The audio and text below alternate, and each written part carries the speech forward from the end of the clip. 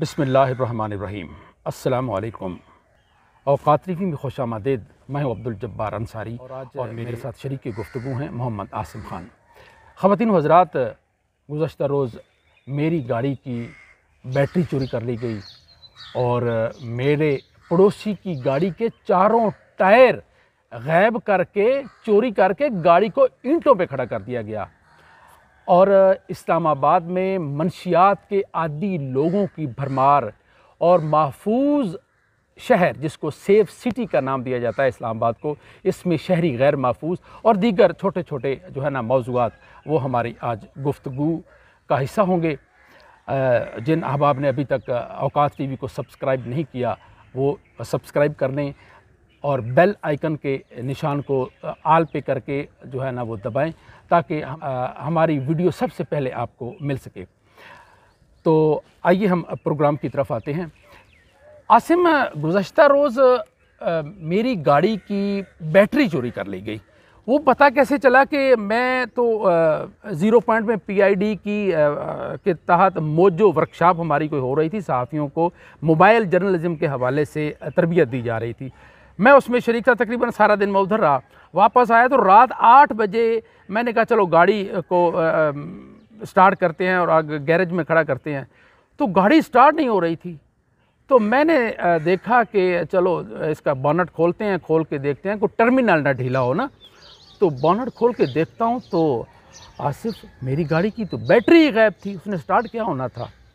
और इस वाक़या का जब मैंने अपने पड़ोसी से ज़िक्र किया, आबिद महमूद से, तो उन्होंने बताया कि हमारे दूसरे पड़ोसी की गाड़ी सहन के अंदर खड़ी थी, उसके चारों टायर चोरी करके गाड़ी को ईंटों पर खड़ा कर दिया गया। ये है सेफ सिटी की सूरत हाल। आसिम, क्या कहेंगे आप इस बारे में?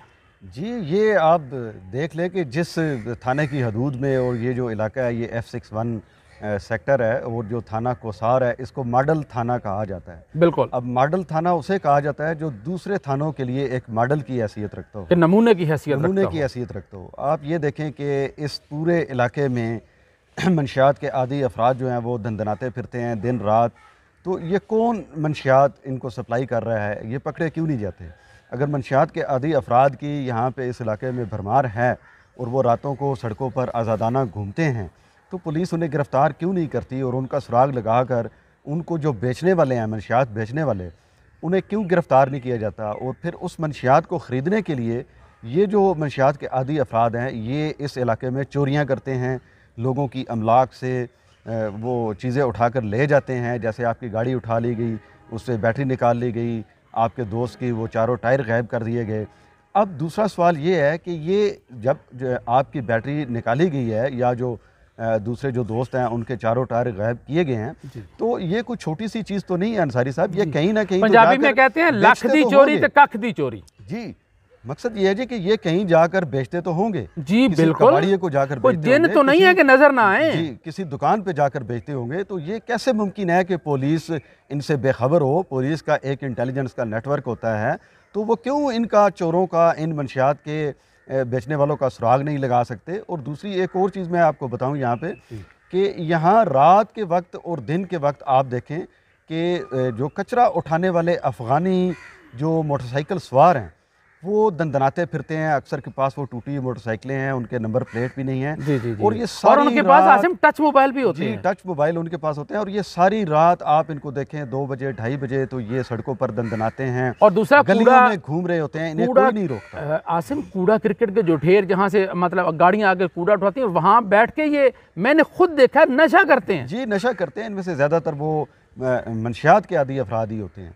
तो और वो सप्लाई भी करते हैं, साथ साथ आगे सप्लाई भी करते हैं। बिल्कुल आसिम, जो मेरी इतलात हैं, ये जो चोर डाकू होते हैं, पुलिस उनसे बाखबर होती है, मेरी जो इतलात हैं, और उनको पता होता है। और दूसरा आसिम, चोरों ने अपने जोन बनाए होते हैं और हर जोन का एक उनका हेड होता है, और जिनका राब्ता हमारी इतलात के मुताबिक मुतलका थाने की पुलिस से होता है।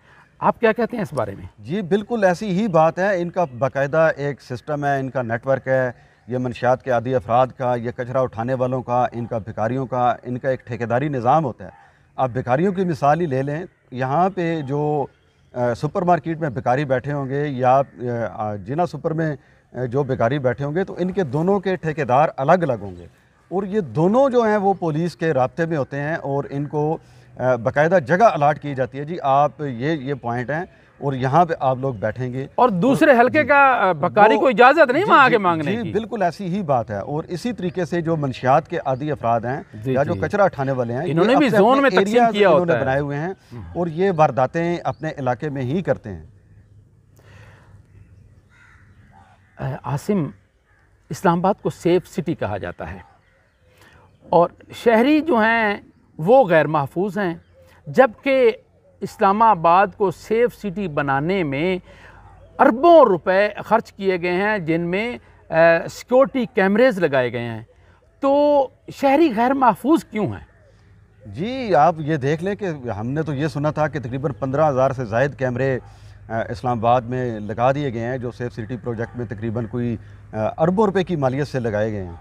तो लेकिन अगर उसके बावजूद भी गली में खड़ी आपकी गाड़ी से बैटरी निकाल ली जाती है और आपके दोस्त की गाड़ी से चारों टायर गायब हो जाते हैं और दीगर बेशुमार ऐसी वारदातें होती हैं, तो फिर ये मुजरिम कैसे बच जाते हैं? ये तो कह रहे हैं कि हमने चप्पा चप्पा कवर कर रखा है, मुजरिम हमसे बच के जा नहीं सकते हैं, तो फिर कैसे मुजरिम निकल कर ये चले जाते हैं? तो फिर इस सेफ सिटी प्रोजेक्ट का क्या फ़ायदा? क्या उनकी मॉनिटरिंग नहीं की जाती या उसमें कोई ख़राबी है, वो सही तरीके से चल नहीं रहा है वो जो प्रोजेक्ट है, या पुलिस उसको हैंडल नहीं कर पा रही है? तो हमें तो ये समझ से बालत आ रही है ये बात। आसिम, हमारे अक्सरियत जो थानों की है वहाँ शहरियों के साथ, शरीफ शहरियों के साथ खुसूसन बदसलूकी जो है ना वो की जाती है और जो आदि मुजरिम होते हैं उनको प्रोटोकॉल दिया जाता है। इस बारे में क्या कहते हैं आप? जी बिल्कुल ऐसी ही बात है। अगर किसी शरीफ शहरी के साथ कोई वाक़या पेश आ जाता है और वो उस वाक़या को रिपोर्ट करने के लिए जब पुलिस स्टेशन में पहुंचता है, तो पुलिस मुजरिम पर दबाव डालने की बजाय उसी पर दबाव डालती है और उसी को मुजरिम के साथ लाकअप में भी बंद कर दिया जाता है बाज़ दफ़ा, ताकि मुद्दई जो है वो एक शरीफ आदमी है और उस पर दबाव डाला जा सके ताकि वो उस मुजरिम के साथ राज़ीनामा करने पर मजबूर हो सके। तो जब पुलिस का ये किरदार होगा कि जो एक मज़लूम होता है, देखें अंसारी साहब, थाने में दरख्वास्त लेकर वही जाता है जो कमज़ोर होता है, जो मजलूम होता है। जी बिल्कुल। तो पुलिस अगर जो बाअसर लोग हैं वो तो बाहर ही निमट लेते हैं, वो तो बाहर ही होते हैं। हाँ जी, उनको ज़रूरत ही नहीं होती थाने में जाने की। जी अगर पुलिस मजलूम और कमज़ोर के साथ इस तरह की बदअखलाकी और बदसलूकी करेगी और उस पर दबाव डालकर रिश्वत लेकर मुजरमों की पुष्टपनाही करेगी, तो फिर ये निज़ाम कैसे चलेगा? फिर कानून की बालादस्ती कैसे होगी? आसिम, ये बताइए कि थानों में ख़ुसूसन जो मजबूर तबका गरीब लोग जुल्म का शिकार होते हैं, जाते हैं और उनकी FIR में दर्ज करने में लेतो लाल से काम क्यों लिया जाता है? जी बिल्कुल, ये FIR पुलिस जो है उसकी कोशिश ये होती है कि किसी भी वाक़े की FIR वो दर्ज ना हो और FIR दर्ज किए बगैर ही मामला ले देकर वो निपटा दिया जाए। इसमें ये चीज़ होती है जी कि जब आप FIR पुलिस जो है वो दर्ज कर लेती है, तो फिर उस FIR पे उनको वर्किंग करना पड़ती है, शवाहिद तलाश करना पड़ते हैं, वो सारे सबूत इकट्ठा करना पड़ते हैं, अदालत का सामना करना पड़ता है, मुजरिम है उनको तलाश करके अदालत के सामने पेश करना पड़ता है, क्योंकि जब FIR कट जाती है तो वो केस जो है वो अदालत में चला जाता है। तो फिर अदालत पुलिस वाले की उस वक्त तक जान नहीं छोड़ती जब तक वो केस फाइनल नहीं हो जाता, अपने मंतकी अंजाम को नहीं पहुंच जाता। जी जी जी। तो पुलिस इससे बचने के लिए FIR से वो दर्ज करने से कतराती है। आसिम, कुछ पता चला है कि आपने कुछ खुद देखे हैं, कुछ एक दो वाक़यात आपके सामने जो पेश आए हैं, उस हवाले से हमारे नाज़रीन को आगाह कीजिए। जी बिल्कुल, मैं उनमें से कुछ वाक़यात आपकी खिदमत में पेश करता हूँ इख्तिसार के साथ ही कि यहाँ पे जो प्रेस क्लब है वहाँ पे हमारा एक वो कैंप लगा हुआ है। तो कुछ अर्सा पहले वहाँ पे रात के वक्त हमें कुछ तोड़ने की आवाज़ें आईं। तो जब मेरे साथ एक और दोस्त भी थे तो हम जंगल में गए देखने के लिए कि ये क्या आवाज़ कहाँ से आ रही है, आवाज़ कहाँ से आ रही है। तो वहाँ पे हमने देखा कि 2 अफ़गानी लड़के थे जो कचरा उठाने वाले, वो गटरों के ढकने जो होते हैं जो लोहे के, वो उठाकर लाए हुए थे और उनको पत्थरों से तोड़कर उनके पीस बना रहे थे ताकि उनको वो बोरे में डालकर तो उसको ले जा सकें, क्योंकि उनमें लोहा लगा होता है ताकि पत्थर को अलग कर दें और लोहा जो है ना वो बेचें, उसको बेचा जाए। तो उस वक्त तकरीबन कोई 2:30-3 बजे का वक्त था। हमने उसकी वीडियो भी बनाई, वो जो मेरा दोस्त था उसने लाइव भी चलाया, 15 पे हमने कॉल भी की। इसी असना में वो जो मुजरिम थे वो हमें बाकायदा, उनके पास छुरियाँ थीं, हमें छुरियाँ दिखाते हुए वो भाग गए। इतनी देर में पुलिस जब वहाँ पे मौका वारदात पर पहुँची तो हमने पुलिस को सारा वो वाक़या बताया और पुलिस से कहा जी कि आप इसकी वाक़या की रिपोर्ट दर्ज करें और इन मुजरमों को तलाश करें, और ये कौमी अमलाक हैं, ये जो गटरों के ढकने उठा कर लाए हैं, ये कौम के पैसे से ये लगाए गए थे वहाँ पे। तो पुलिस वाले का ये कहना था कि जी अब तो वो भाग गए हैं, या तो आप उनको पकड़ के रखते या अच्छा। आप हमें वो पकड़ कर ले आएँ हाँ, तो क्या फिर हम बात उनके खिलाफ कार्रवाई करेंगे। अब तो वो भाग गए हैं, तो हम ये माल मुकदमा उठा और कर कहाँ ले दूसरा जाएं? ये है आसिम, अगर आप पकड़ लेते तो ये भी आप पे इल्जाम होता कि आप पकड़ने वाले कौन होते हैं, आप हमें इतला करें, जी, हम पकड़ेंगे। जी देखें, छोड़ देते हैं तब भी मुजरिम, जी पकड़ लेते हैं तब भी मुजरिम। जी देखें, उसमें दो चीज़ें हैं कि अगर तो हम उन मुजरमों को पकड़ने की कोशिश करते तो उनके पास तो असला था, छुरियाँ थी, और अगर वो हमें छुरियाँ मार देते, हम जान से चले जाते, तो उसका जिम्मेदार कौन था? पुलिस के पास तो असला होता है, उनके पास ट्रेनिंग होती है मुजरमों को सेफ पकड़ने साइड की, होती है ना। तो हम कैसे उनको काबू कर सकते थे, हम कैसे उनको पकड़ सकते थे? और दूसरा वाक़या मैं आपको बता दूं कि यहीं मेरे साथ वो वाक़या पेश आया। यहाँ से मेरे सामने एक जो था गाड़ियाँ धोने वाला मुजरिम, जो गाड़ियाँ धोने वाले के रूप में वो एक मुजरिम है जो लोगों की चोरियाँ करता है, तो वो मेरे सामने उठा कर ले गया, तमाम लोगों के सामने सामान मेरा उठा कर ले गया, उसकी वीडियो तक बनाकर पुलिस को पेश कर दी, दरख्वास्त तक जाकर मैंने थाने में दी, लेकिन वो वीडियो मौजूद होने के बावजूद भी, उसकी निशानदेही होने के बावजूद में पुलिस ने आज तक उस मामूली चोर को भी गिरफ्तार ना किया। आसिम, पुलिस को कितनी मराहत दी जाती हैं, भारी इनकी तनख्वाहें, इनके पास गाड़ियाँ, दीगर वसाइल, और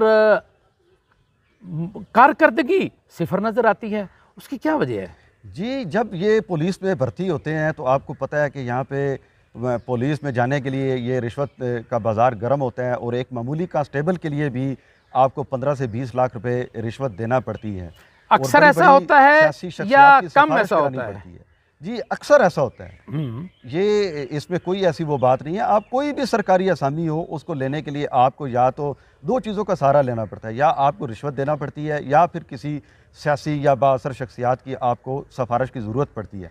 तो जब ऐसा माहौल हो तो फिर वो पुलिस वाले अपने पैसे पूरे करने के लिए रिश्वत नहीं लेंगे तो और क्या करेंगे? और फिर आप ये देखें कि इनको गाड़ियाँ दी जाती हैं, इनको अच्छी मराहत दी जाती हैं, अब तो इनकी तनख्वाहें भी अच्छी हैं।